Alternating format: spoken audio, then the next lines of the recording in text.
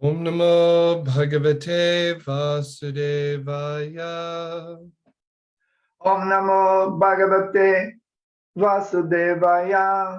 Om Namo Bhagavate Vasudevaya. Om Namo Bhagavate Vasudevaya. Om Namo Bhagavate Vasudevaya. Om Namo Bhagavate Vasudevaya. So today we're reading from Srimad Bhagavatam, Canto 4, Chapter 18, entitled Prithu Maharaj Milks the Earth Planet.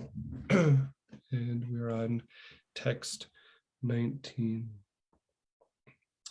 Prakalpya vatsam kapilam Prakalpya Vatsam Kapilam. siddha sankalpanamayim Siddha Sankalpa Namayim. siddhim nabhasi vidyam cha Siddhim Nabhasi Vidyam Cha. ye cha vidyadharadaya Yecha Vidya Taradaya. prakalpya vatsam kapilam Prakalpya Vatsam Kapilam. siddha sankalpanamayim Siddha Sankalpa Namayim. siddhim nabhasi vidyam cha Siddhim Nabhasi Vidyam Cha. ye cha vidyadharadaya Yecha Vidya Daradaya. prakalpya vatsam kapilam Prakalpya Vatsam Kapilam. siddha sankalpanamayim Siddha Sankalpa Namayim. siddhim nabhasi vidyam cha Siddhim Nabhasi Vidyam Cha. ye cha vidyadharadaya. Yecha Vidya Daradaya. Synonyms: prakalpya, Prakalpya, appointing; appointing. vatsam, Vatsam, calf; calf. kapilam, Kapilam, the great sage Kapila; the great sage Kapila. siddha, Siddha, the inhabitants of Siddhaloka; the inhabitants of Siddhaloka. sankalpanamayim, Sankalpanamayim, proceeding from will; proceeding from will. siddhim, Siddh, yogic perfection; yogic perfection. nabhasi, Nabhasi, in the sky; in the sky. vidyam, Vidyam, knowledge; knowledge.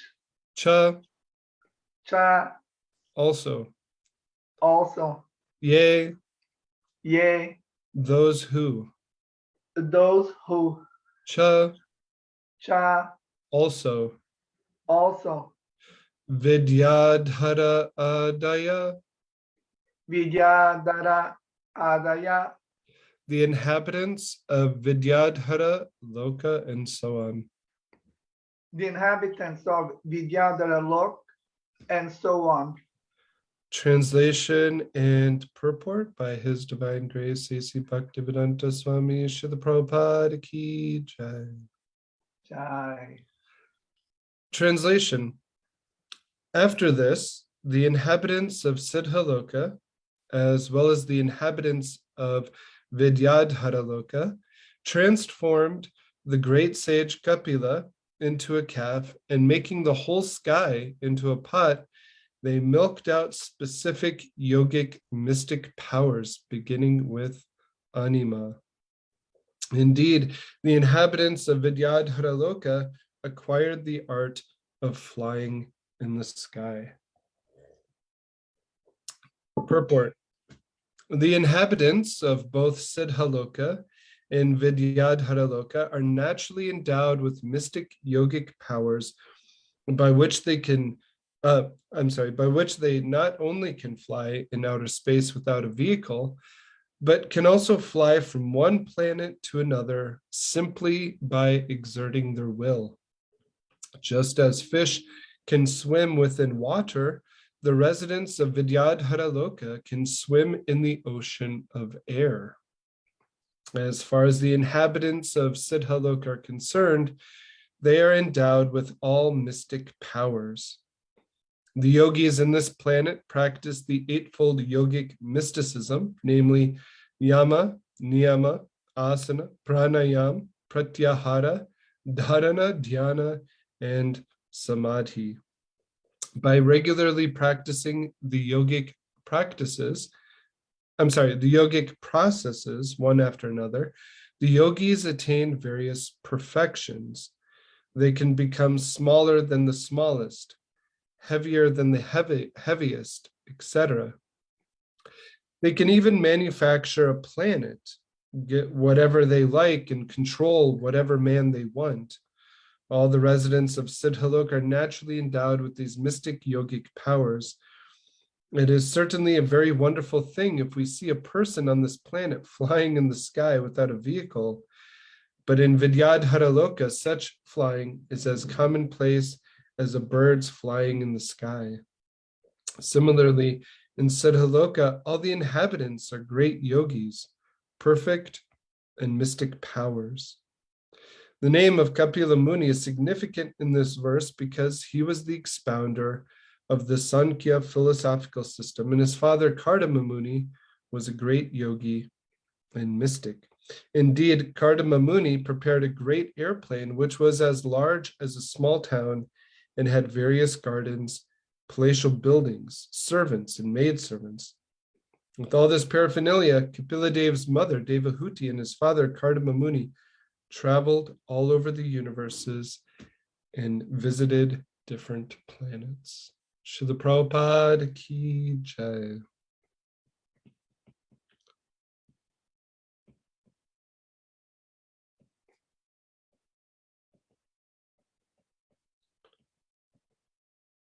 Sorry, I just want to write down a few notes here.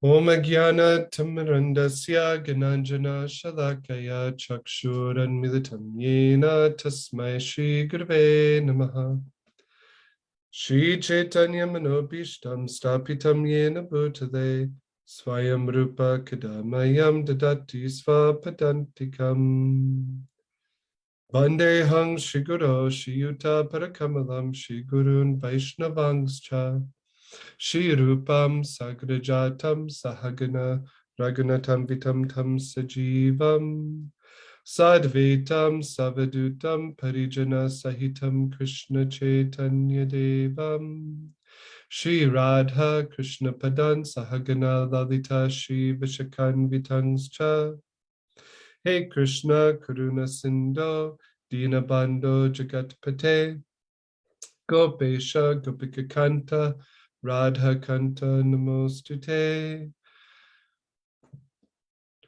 Tapta Kanchana Gaurangi Radhe Vrindavaneshwari Vrishabhanu Sute Devi Pranamami Hari Priye Vanchakalpa Trubhyascha Kripa Sindhubhyevacha Patitanam Pavanebhyo Vaishnavebhyo Namo Namaha Jai Shri Krishna Chaitanya Prabhu Nityananda Shri Advaita Gadadhar Srivasari Gaura Bhaktavrinda Hare Krishna Krishna Krishna Hare Hare Hare Rama Rama Rama Hare Hare. Hare Krishna. Good morning to all. Hope everyone is safe, healthy, and happy in Krishna consciousness. And we first beg the blessings of the assembled Vaishnavas and Vaishnavis that we may we may speak properly on our Gaudiya Vaishnava Siddhanta, philosophical conclusions given by our predecessor acharyas, and dive deep into today's verse and purport. So continuing the section of personalities milking Mother Earth. In today's verse, it's those who they have the yogic mystic powers, the siddha, those who reside in Siddhaloka, or the siddhas and the vidyadharas. And Srila Prabhupada talks a little bit about how they can fly in the sky and perform different mystical powers. And, in the beginning of my spiritual journey as a young person, it was always very attractive to hear about mystic powers. I don't know if anybody else has felt that, but when I started getting into yoga and meditation, and I would hear about different monks and sages and these powerful yogis that had different powers, it was very attractive. Actually, one of my friends had this book about it was kind of a very much new age book. It wasn't anything too specific, but it was like, perform this yogic asana and then you'll get a nice voice, or different powers like that. And we were, wow, we could like really become powerful through yoga.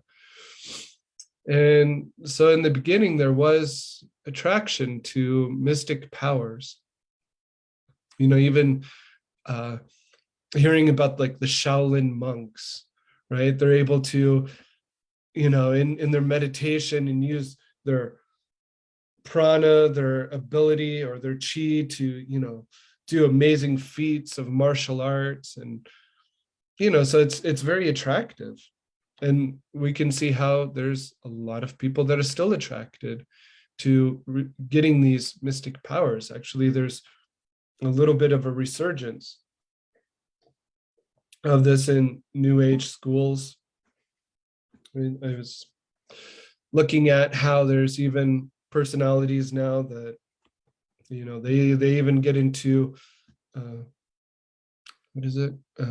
of like tantric magic, so they can control different demons and personalities and get them to do your will. So there's a lot of, you could say, attraction to wanting to control the material elements and control your own destiny and control others. So it's very attractive, but it's not so easy to actually get these mystic powers, even though there's these new age personalities, and many of them are promising that, if you pay me so much money, I'll teach you the secrets of being able to control the elements. But it's actually very difficult. And I want to actually teach you how to get mystic powers. And this is through Patanjali Yoga Sutras. So if I go back to, I prepared a little bit of a slideshow. And let's go here. Can everybody see my screen okay? Yes. All right. Yes. So I'm going to teach you how to get mystic powers. Hope everybody is paying attention. So it all starts with the Eightfold Yogic path called Ashtanga Yoga. And this is stated in today's purport by Srila Prabhupada, that as far as the inhabitants of Siddhaloka are concerned, they are endowed with all mystic powers. The yogis in this planet practice the Eightfold Yogic Mysticism, which is yama, niyama, asana, pranayama, pratyahara, dhyana, dharana, and then samadhi. So this is the Eightfold Yogic path. So the paths, or the Eightfold Yoga it's very demanding. So first is the yama, the don'ts, ahimsa, which means non-violence, satya, you have to be truthful. How many people can be completely truthful in this age of Kali? Brahmacharya, one has to be celibate. Asteya, not wanting to steal anything, and aparigraha, not wanting to covet. So this is just the first step on the ladder, right? To do this in this age would be quite remarkable for anybody. So what to speak of going further, just this yama is pretty powerful if you can perform that. Then you have the niyama, the dues. You have to be clean, suchi, santosh. You have to be satisfied, right? How many people are satisfied? Tapas, performing austerity. Svadhyaya, which means study of the scriptures. And it's very interesting how this svadhyaya goes with the next one, Ishvara pranidhana. One has to worship Ishvara. So svadhyaya, study, is actually there to ascertain your Ishtadev, your particular supreme personality of Godhead who you're going to surrender to in Ishvara pranidhana. So the Patanjali Yoga Sutra is not an atheistic book. It's actually theistic in terms of how one, in following the Eightfold Yoga path, one has to surrender unto Ishvara, Supreme Personality of Godhead. And most of the time, this is seen as Super Soul or Ksharodakashaya Vishnu within the heart. So just the yama and niyamas, the two steps, are pretty powerful if anybody can properly follow that. Then asana, which Patanjali spends hardly any time on. If anybody studied the Patanjali Yoga Sutras or yoga in particular within the scriptures, asana is very much not talked about.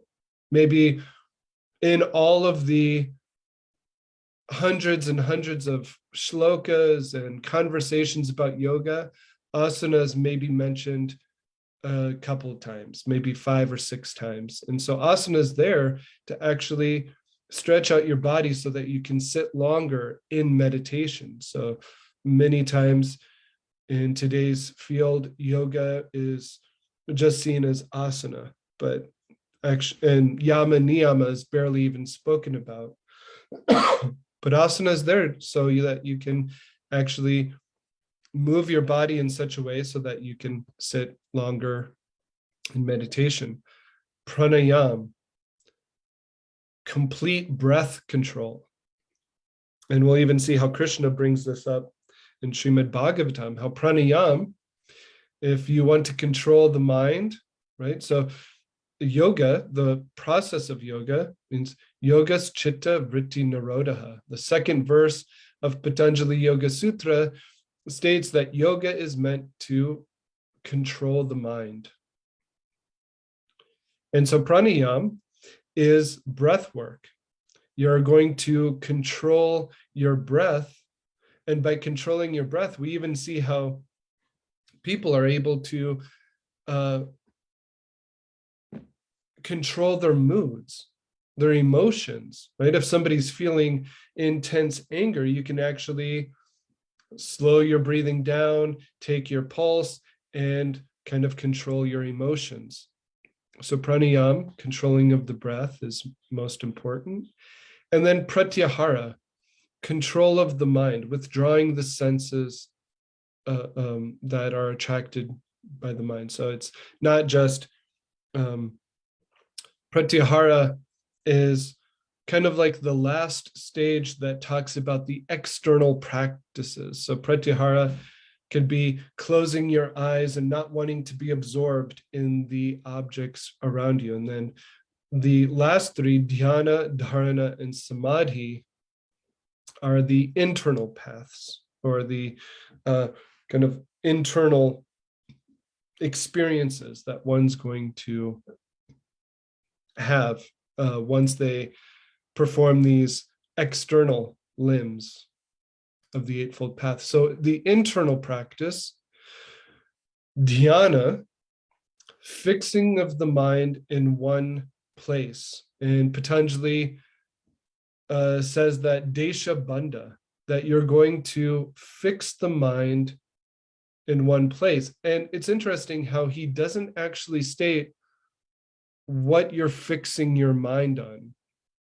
So we have important commentaries on Patanjali Yoga Sutras from Srila Vyasadeva to Hari Harananda and others that actually state that, well, this means Vishnu. When you're going to fix your mind on one place, it actually means fixing your mind on your Ishtadev. As we spoke previously about Svadhyaya and Ishvara Pranidhan, it means you're going to focus your mind on God. So in dhyana, you fix your mind in one place, but there can be disruptions. Whereas dharana, the next ladder or limb, step on the ladder or limb, means you're fixed on one point only. So you're going from dhyana to dharana means that you're completely fixed. There's no interruption in your meditation on this one place. And in the Sankhya Sutras, in the commentary, it says, just like the arrow maker did not see the king. So the arrow maker, he's making arrows, and he's so absorbed in making his arrow that a king who's supposed to be respected, right? If a king, an arrow maker, he's very kind of, he wouldn't be seen as a very important person in society. So if the king walks by, the arrow maker should bow his head, offer obeisances, and respect the king. But the arrow maker, he's so absorbed in what he's doing, he didn't even see the king. And so in the same way, one might be fixed in dharana, right? We see this in Srimad Bhagavatam with the rishi that Parikshit Maharaj, he places the snake around the rishi's neck and he's not disturbed. He doesn't even notice it. So it's dharana. And then finally, samadhi, which is the goal of yoga, is the object of meditation shines alone and the mind is devoid of its own reflective nature. So yoga's Chitta, Vritti, Narodaha. In the beginning, Patanjali talks a lot about the Chitta or the mind or the subtle body, but mostly Chitta means mind and consciousness, that the mind is constantly absorbed in the fluctuations of emotions and memory and doubts and all these things, even sense objects. So when one obtains samadhi, the object of meditation shines alone. So so we see how dhyana, dharana, this verbal root, dha, means to hold in place. So samadhi means to have that complete hold where the mind is completely just absorbed in the object of meditation. And samyama means these three together, dhyana, dharana, samadhi. So in the Patanjali Yoga Sutras, samyama, it means these three together. And you get to a state of nirodha. So yoga's Chitta, Vritti, Narodaha, where the samskars or impressions within the mind. So as we go through life and we've gone through past lives, in our subtle body, we have all these samskars. We have all these impressions within the Chitta, which then Lord Chaitanya Mahaprabhu says, Chaito Darpana Marjanam. By chanting the holy names, by meditating on the holy names, you Chaito, you wipe away all these samskars within your mind. So in the yogic practice, to obtain mystic powers, by following the yogic Eightfold path, you then get to a place called Nirodha where there's no outgoing or ingoing samskars. right? You're actually in this place where you're not creating any samskars, and no samskars are coming out. The mind is completely devoid of these. And the attainment of samadhi state involves elimination of all wanderings of the mind and the rise of concentration. So this is in the Patanjali Yoga Sutras, chapter 3, which is entitled Mystic Powers, text 10 through 11. So to even get to the point of obtaining mystic powers, one has to obtain the state of samadhi, which means you have to have complete control of your mind and beyond. So it's interesting how sankia plays an important part of the Yoga Sutra. So when we hear in today's verse that we have these siddhas and vidyadharas, they're transforming Kapila. Now that's very interesting, because what does Sankhya philosophy have to do with yoga? So Kapila in Srimad Bhagavatam, who's a incarnation of Krishna, he teaches theistic Sankhya philosophy, which culminates in devotional service or bhakti to Krishna. Whereas there's an atheistic Kapila who teaches a Sankhya philosophy, which is, it does not culminate in devotional service, but it's a very kind of, Sankhya means to count. So it's trying to understand material nature by counting all of the material elements, categorizing them, putting them in their place, putting them in their proper order. So Sankhya, a lot would say that Sankhya is the theoretical understanding of yoga. Whereas the yogis, they understand Sankhya, but they're coming to an experiential platform. They're actually experiencing what Sankhya is just giving in theory. And so in Sankhya, it's important to understand the tanmatras. And Srimad Bhagavatam, Kapila Dev breaks down the tanmatras, how the creation of the universe actually happens. You have the Mahatattva, but even before that, you have the primordial, collection of everything. And then by Krishna, Mahavishnu's glance, time, the three modes of material nature are activated, and the three modes of material nature are activated. And because of the three modes of material nature, there's ahankara, or false ego, intelligence, mind. Then through the different modes, these create the different elements, create the different controlling demigods of the senses themselves. So Sankhya, to understand yoga, you actually have to understand Sankhya. So this is the connection between the yogis and bringing up Kapila to transform him into a calf. And so to understand mystic powers, we have to understand the tanmatras, which are these subtle elements.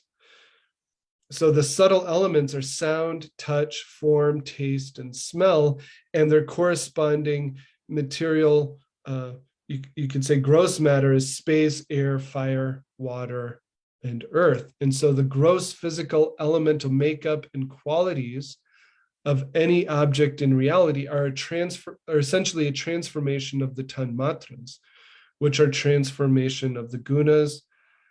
Buddhi and ahankara, intelligence, and false ego, are the immediate substratum of the tanmatras. The yogi, through concentration, can penetrate the subtle substructure of any material object of meditation, experiencing it in its raw state, or the actual tanmatras. When we see earth, right? When we go outside and we see grass and we see earth, we're just absorbed in the gross matter. Whereas the yogi can actually, through dhyana, dharana, samadhi, penetrate into the actual subtle element, even going to Prakriti itself. So by experiencing the subtlest level of the entirety of Prakriti, one can become omniscient. And so this is actually how they obtain their yogic powers, that they actually, through concentration and samadhi, they're actually penetrating into the deepest, you could say, subtlest aspect of nature. And so when we read in the Patanjali Yoga Sutras, right, by performing the dhyana, dharana, samadhi, which is called samyama, on the correlation between word, meaning, and idea, and idea of, and the confusion that ensues, one can actually get the yogic power of knowledge of the speech of all creatures.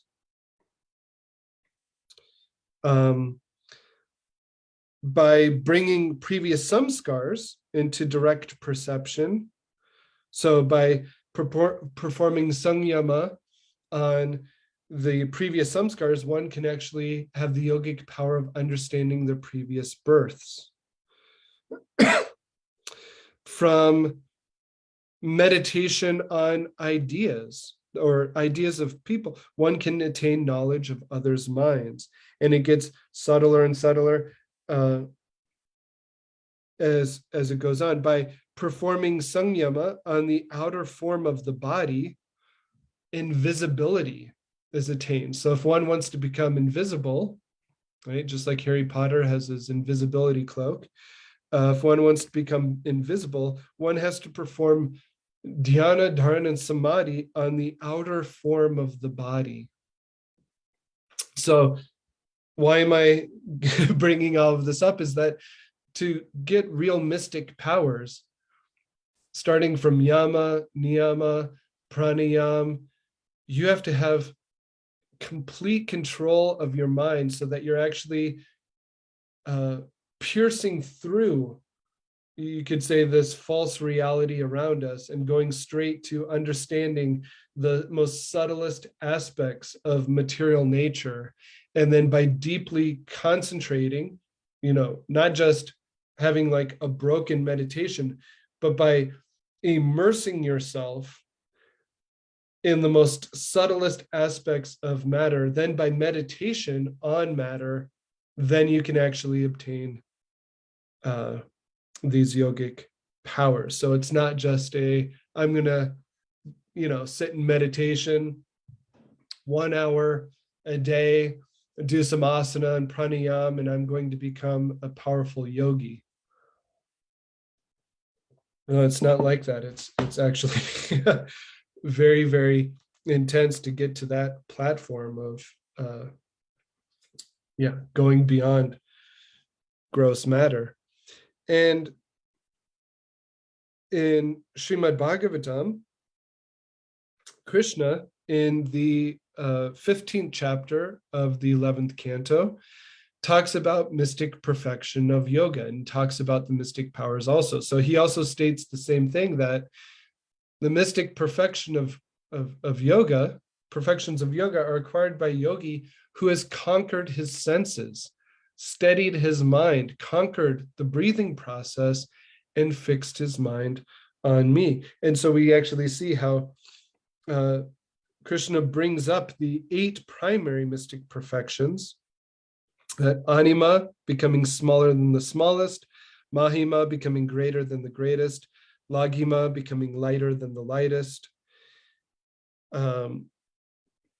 Through the perfection of prapti, one acquires whatever one desires, and through prakama siddhi, one experiences any enjoyable object, either in this world or the next. And so one can have these great mystic powers by actually meditating on Krishna. But again, how do they actually meditate on Krishna? They're completely controlling their mind in every way. And we see how in the purport, Srila Prabhupada talks about Vishvamitra and he talks about Kardama Muni in the purport, and how Kardama Muni he was such a great yogi that he had a vimana. He had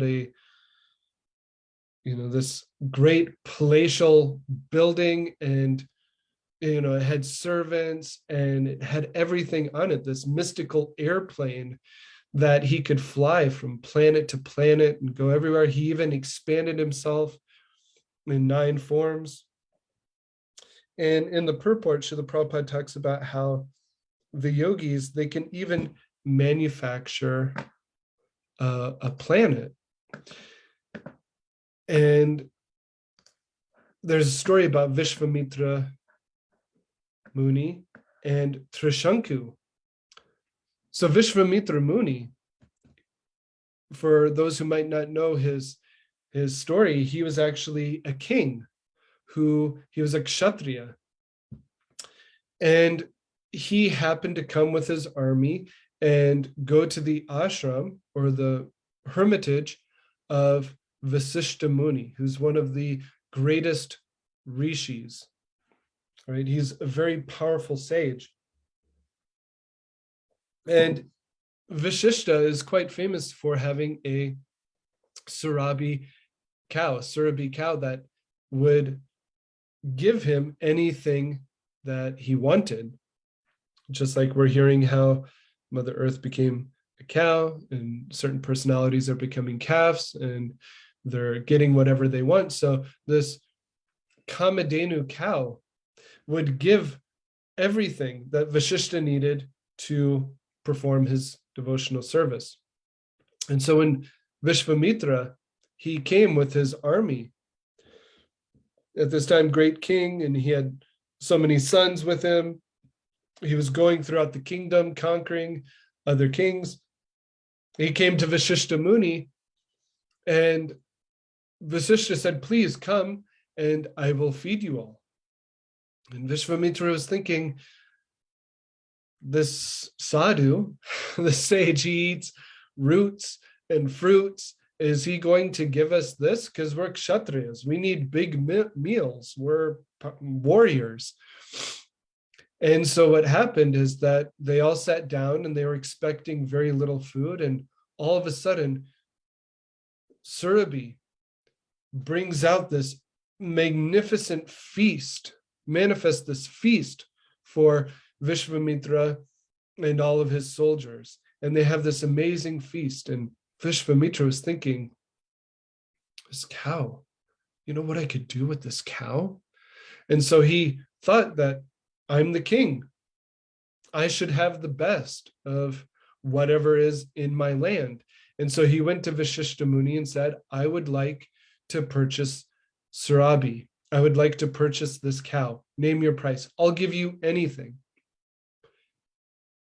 But Vasishta said, no, we have an intimate relationship that, she serves and I take care of her. I'm giving protection to this cow. I'm not going to part with her. And so Vishvamitra, he became angry, and he brought up his sons and soldiers, and they were going to take Surabhi by force. And so they arrested Vasishta, and Vasishta and Surabhi, they were talking to each other, and he said, please, I want to protect you, but how can I protect you when this is going on? And from Surabhi, she manifested these warriors that killed Vishvamitra's sons and slaughtered his whole entire army. And Vishvamitra was just left with nothing. He was thinking, I'm a powerful warrior. He's just this rishi, this yogi that's living in this small hermitage, in this peaceful setting. What power he has. So Vishvamitra, he vowed, I've lost everything. I'm going to become a Brahmin yogi like him. And he gave himself to performing severe austerities, controlling the mind day and night, going through wind, rain. He was just so absorbed in becoming a yogi. But then he had fall downs along the way. He was becoming so powerful that he even went back to Vishishta. He learned all these divine weapons, and he shot all these divine weapons at Vishishta. And Vishishta, he had a staff, he had a danda, and he just absorbed all these divine weapons into the danda. He just stood there unaffected by all these unimaginable weapons that we can even conceive of. And then he started glowing with red flames. His body became so powerful that it seemed like he was going to destroy the world. And the devatas, the demigods, had to come down and please Vishishta with prayers that please don't destroy the earth, don't destroy the universe. And so his anger was appeased. And Vishvamitra, because he had used all these divine weapons, he actually lost all of his power of that he had attained through tapas and austerities and fasting and meditation, samadhi. So then he had to go back and resume, and he saw how powerful Vasishta was. And so he went back, and there was even a time where this great king, Trishanku, he was a great king. He was so powerful, but yet he was not dharmic. He was, very powerful, but he wasn't following religious principles. And he wanted to go to the heavenly planet. So he approached Vasishta and said, I want you to perform a yajna that will take me to Svargaloka, where my rightful place is. And Vasishta said, no, you have not earned the right to go to the heavenly planets. I will not help you. So then Vishvamitra, he heard this. Oh, my enemy Vashishta, he can't do this for Trishanku, so I'm going to do it. And so he started performing this yajna where Trishanku started rising up in his self-body to the heavenly planets. And Indra had to start pushing Trishanku down. And so Trishanku, he was actually turned around upside down, and he was stuck in between the earth and the heavenly planets. And he was just stuck there as Vishvamitra is pushing up, Indra is pushing down, and he's just stuck there. And Indra and other devatas were saying to Vishvamitra, you can't give him a position in Svargaloka, heavenly planets. He hasn't earned it. Vishvamitra Muni says, I've given him my word. I can't go back on it. So Vishvamitra, what did he do? He manifested his own heavenly planets with his own Indra. And he said in the southern hemisphere of the universe that he's going to reside there in his own Svargaloka. You're going to give Trishanku, who's adharmic, he's going to have so much power.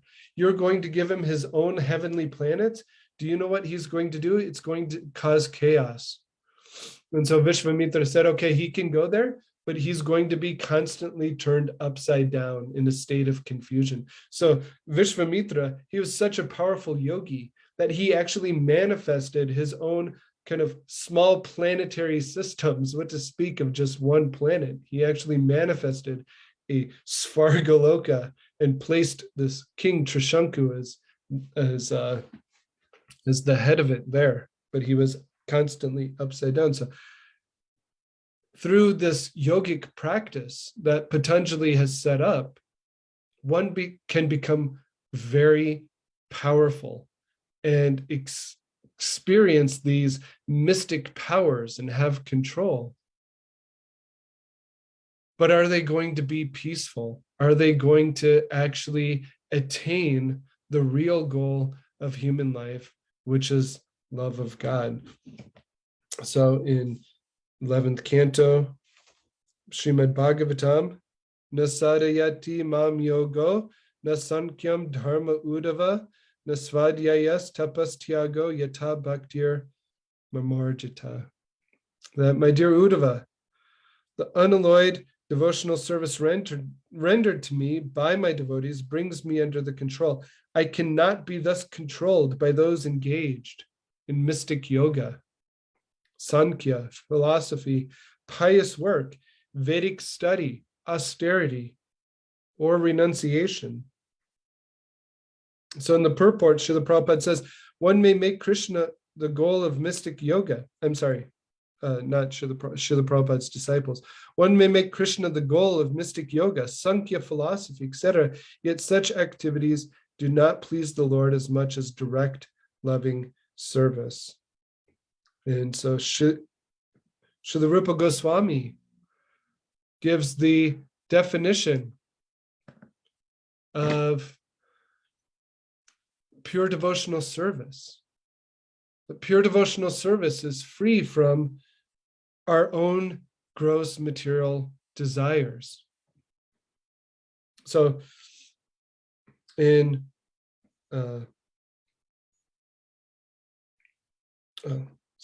Chaitanya Charitamrita,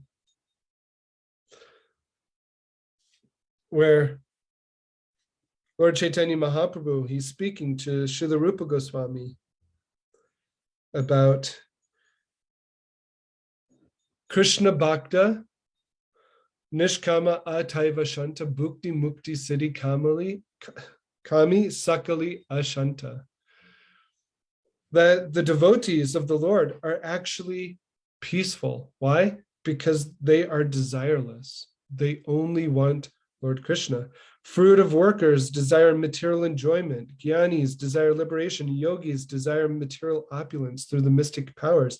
Therefore, they are all lusty and cannot be peaceful. Prabhupada says the devotee of Lord Krishna has no desire other than serving Krishna. Even so-called liberated people are full of desires. Fruit of actors desire better living accommodations. Jnanis want to be one with the Supreme. Yogis desire material opulence, yogic perfections, and magic. All of these non-devotees are lusty because they desire something. They cannot have peace. So this goes back to the statement about love. Right? If we have mystic powers and we're using them, not because of service to Krishna, but because we want control, we want power. It's subtle, but it's still another way of wanting control. And we see how Srila Prabhupada, he was asked, what is your mystic power? And it's transforming hippies into happies. And that's what Srila Prabhupada's mystic power was. Even though Srila Prabhupada, he had so many mystic powers, but he said that he was surrendered unto Krishna. And so if he wanted an apple, what to speak of having mystic powers now? We can practically fulfill a lot of these different types of mystic powers through matter. And we see how devotees have such love for Krishna that this is what Vrindavan is all about. It's all about selfless love. That's what true love is, selfless love. And we think about the fruit seller, right? The fruit seller that came to Vrindavan. She was apparently Pulinda woman, Aborigine woman. And she came to sell fruits to the residents of Vrindavan.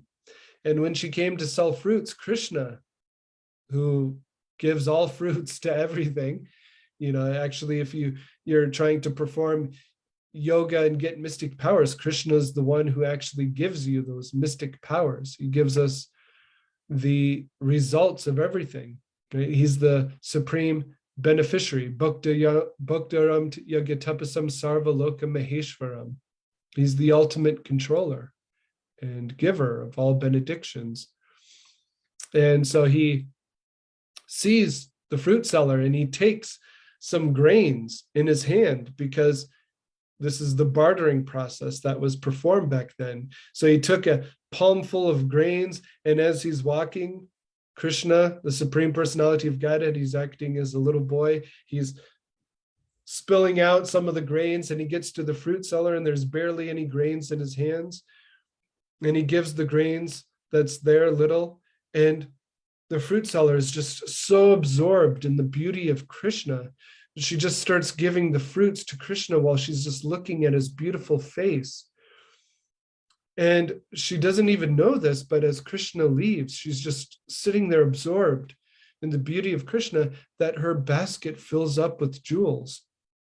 But she's so absorbed in Krishna that Srila Sanatana Goswami states that her basket fills up with jewels. She takes it home. She's so meditating on Krishna that she actually just puts those jewels in a hidden place and forgets about them because she just wants to focus on Krishna. She's not trying to get something from Krishna. Samipras Prabhu pointed out yesterday in various ways. So to understand the real goal of life is to love God. And it's 8:53. Tara said, Hare Krishna.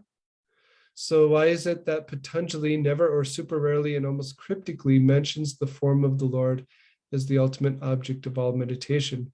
Why was he considered such a great sage if he was so ambiguous about the yogi's connection to the Lord, concentrating way more importance upon this material mystic power? It is almost like trying to throw people off the scent of Krishna by offering mundane prizes.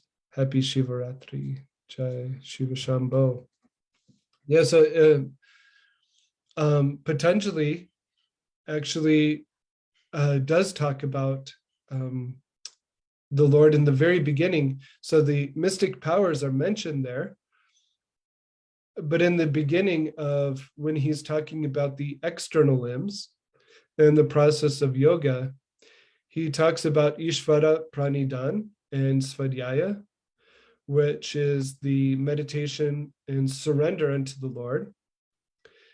And he does keep it ambiguous in the sense that he says one should chant Om, right? So he spends a lot of time on chanting Om, and he something that's also kind of brought up in regards to sutras is that when we look at Vedanta sutras, the Yoga sutras, or anything that's written in sutra form, so the sutra would, like we have a full shloka in Srimad Bhagavatam today, which is about 4 lines, and you have to kind of really bring out the different meanings of the words, whereas a sutra is maybe 5 or 6 words, or even sometimes less. And sutras are there to, are basically there to easily memorize. So when we approach Vedic literatures and we look at sutras, they're written so that they can be memorized. So even though there could be, 200 sutras, they're so small that basically when you memorize them all, it's like memorizing maybe, 25 shlokas or something like that from Srimad Bhagavatam. So it's easy to memorize, but then they have to be unpacked by teachers. And so that's why Patanjali, he's actually ambiguous, but in Srila Prabhupada's purports, Srila Prabhupada brings out how Patanjali, he actually knows about transcendental bliss. There's even those who say that he's an incarnation of Ananta Shesh. And then we have the commentaries written by Srila Vyasadeva himself, which unpacks the sutras more and more and more. So when if Patanjali is ambiguous about certain things, it's because it's meant to be unpacked by a teacher who's fully experienced the sutras. So I myself have not experienced a Sampragata Samadhi. Hopefully one day I'll be able to perform that Samadhi in the lotus feet of Krishna. So that's why there's a little bit of ambiguity in the Patanjali Sutras, which also, when people approach the Patanjali Sutras, they then give their own commentary and can even mistranslate the sutras in their own way if you don't actually read the Sanskrit. I hope that's okay, if that answers that. And Vijay Krishna Prabhu wrote, if I may, my personal highlights from Srimad Bhagavatam class for today. One, while I was young, hearing about mystic powers. To me also, when I was young, it happened to become amazed by how God could open the sea in two parts for the crossing of the people guided by Moses, running from Ramses and his army, the Ten Commandments Hollywood movie. I watched the movie hundreds of times. Two, to develop the mystic perfections, you need to do more and better than to sit down with your legs crossed in order to exercise mediocre meditation. Three, even if we get to develop the mystic perfections, we will not be able to control Lord Krishna. Krishna becomes controlled only by loving, pure devotional service. For Srila Prabhupada said that his mystic powers were to transform hippies into happies. You brought up something so interesting, if I could speak on it. You brought up Moses running from Ramses and his army, the Ten Commandments. Yes, you can speak on it. So in the story of Moses, it's actually amazing that you bring this up, because if you read that in the Bible, it's actually quite powerful that he himself is not performing those miracles, right? He is performing, he's being the instrument through which God is performing those miracles. And then what happens is that Ramses gets his magicians to try to emulate or imitate what Moses is doing. So he turns the Nile red, it becomes bloody, and then he has his magicians do the same thing. And so you have these mystic powers that Moses, he's actually being used as an instrument, whereas Ramses, he's more of the, we have mystic powers, we're going to conquer over God and his people by performing the same things. But then what happens is Passover, right? Tadia was bringing this up to me recently about, Passover, and the angel of death comes and kills, the youngest children. But something to bring up is that when Moses flees, he himself, he's just an instrument. God actually, parts the Red Sea. But then later on, when Moses, him and his people, they're wandering, right? They're in Exodus, in the story, in the Bible book of Exodus, where this is told. He's wandering in the desert with his people. They're trying to go back to the Holy Land. And what happens is that there's a part where he has this rod or staff, danda, and he brings out water for the people to drink. And just as before, he's performed many miracles, but he's always given the credit to God. Here, he actually takes credit himself for what God has performed mystically, and he's not able to enter the promised land with all the other people. He's able to lead all the people to the promised land, but then his ultimate fate is that he cannot enter it himself, because he takes the mystic power that God put through him as his own. And so that's his fate, which is a very powerful meditation for us to think, if we perform devotional service or we perform anything great, and then we take the credit rather than giving the credit to our guru and Krishna. So I just wanted to bring out that amazing point that you. Yes, yes, amazing notes from your part. And if I may, I'm laughing here because you remind me of the scene related to the to Ramses with his magicians to compete with the mystic powers of Moses in the palace, in the presence of Nefertiti, and the young son of Ramses and his wife Nefertiti. Moses throws down the stick. The stick becomes a snake, and then the magicians are invited by Ramses to to exhibit their sticks. Their sticks become snakes, and then the godly snake, if I may say it, devours the two, if I may say it, Egyptian snakes manufactured by the magicians of Ramesses. Also a very powerful scene, and until this time, until this present day, I have this image that no one can conquer someone who is empowered by God. Thank you very much, Prabhu. Hare Krishna.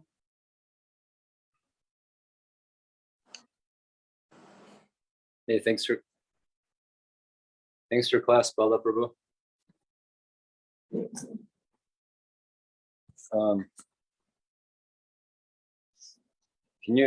Is my volume on? Yes, Prabhu. Hare Okay. Krishna. Yeah, I was appreciating the point you were bringing up about mystic powers. And I was thinking in the Srimad Bhagavatam and our acharyas, just a few examples came to my mind. One of Madhvacharya, how from, I think it might have been from some chestnuts or I don't know, something, he transformed that into like gold coins to pay off a debt that his father had. And of course, tamarind seeds. Oh, tamarind seeds, that's right. And then, and how his mother would call it, he would leap. Of course, his incredible martial arts feats with wrestlers. And with all that, I mean, most people, if they could jump 10 feet, they become very proud. And, they I got the Guinness Book of World's Record for leaping 15 feet. So Madhvacharya had just incredible shaktis, but yet his whole life was dedication and service to Krishna, his worshipable Lord, his Ishtadev. And then I was thinking of, personalities like Dhruva Maharaj with the, pushing down of his toe, and, incredible feats we see from these personalities. And as you were mentioning, just, people meditate for an hour or do some kind of asana, and suddenly gosh, I must be a enlightened, empowered avatar or something. But we could see that these personalities, or Abhimanyu in his final fight, when he went into the Chakravyuha, and from what I understand, he flew into the air and he fought from the air, and just miraculous. And in his heart, he's a devotee, pure devotee, as a son of Arjuna. So I just like those examples you were giving, what will these, physical feats do? And ultimately, these personalities had they accomplished incredible physical feats. Madhvacharya, Abhimanyu, Dhruva Maharaj, and the list goes on. And yet, in their heart, they were so situated in their devotion to Krishna, or at least, even if they weren't in the beginning, the culmination was, Sharanagati and Bhakti. Yeah, thank you for the nice reflection, Prabhu. Yeah, as you were speaking about, these great personalities, Tara brought up today's Shivaratri, and how many yogis worship Lord Shiva as the greatest of all yogis, and he's constantly in meditation. And then we find out that Lord Shiva, his greatest meditation, he gives us the Radhakripa Kataksha Rajastava. He gives us one of the deepest Sanskrit prayers to Srimati Radharani. And that's his deepest meditation.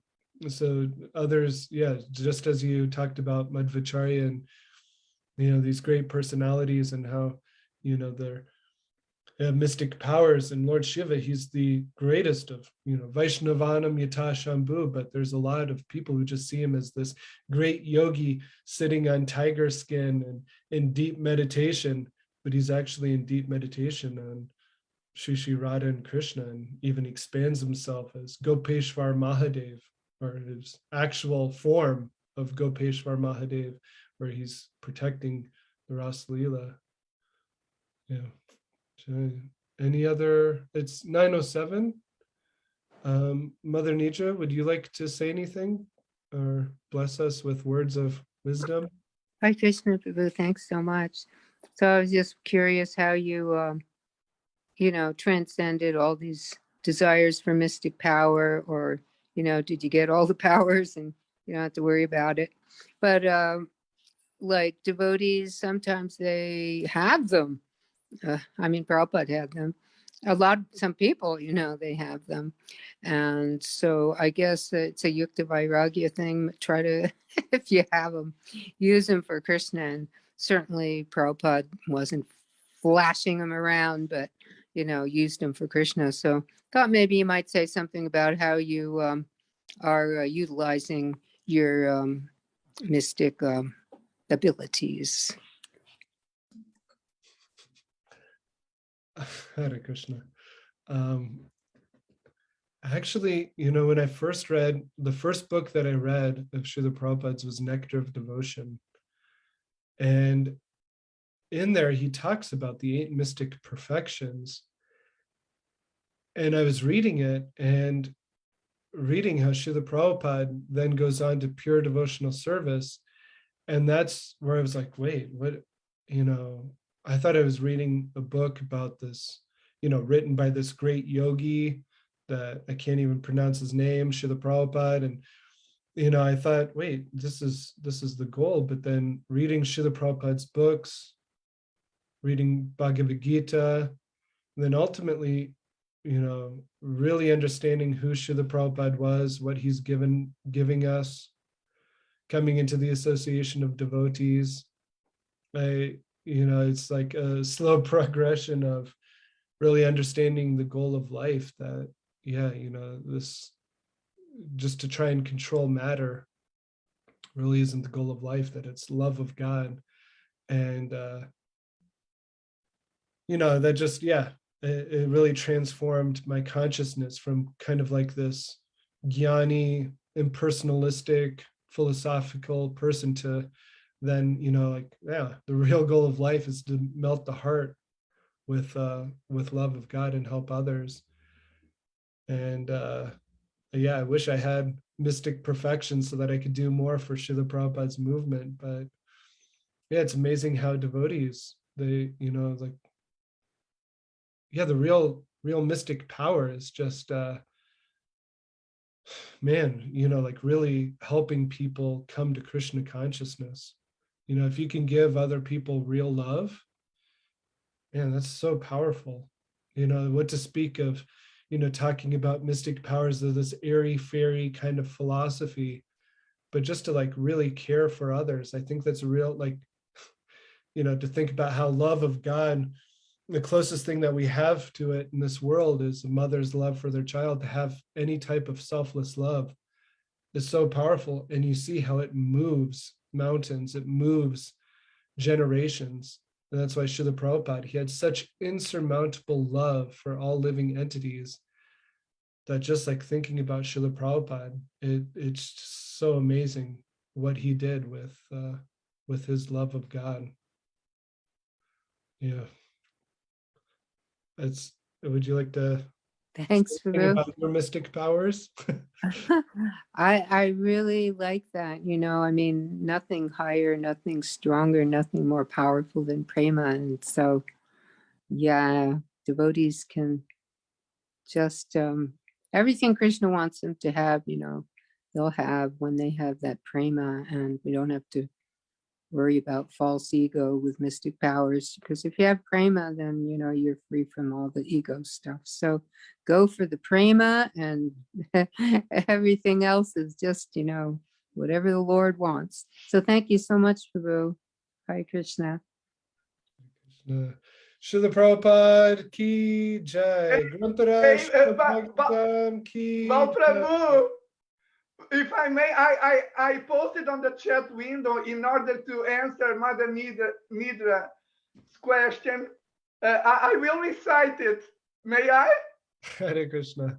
Mother Nidra, if I may, Bal Prabhu is using his wonderful, indispensable mystic powers by pleasing the disciplic succession with his wonderful Srimad Bhagavatam classes. Hare Krishna.